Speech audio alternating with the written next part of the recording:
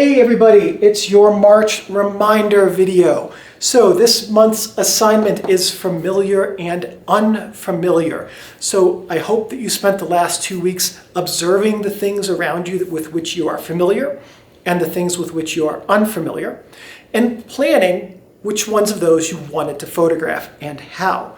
So it's time to start executing the assignment. Take the rest of your 35 to 36 frames, split roughly evenly between things with which you are familiar and things with which you are not familiar.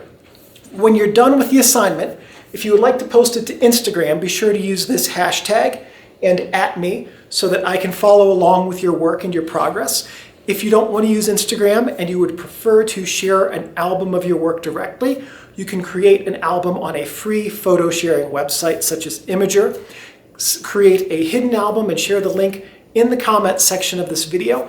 And when I come through to approve the link comments that are held for my review prior to them going live, I will approve it so that we can look at your work, and I will absolutely look at all of your photos.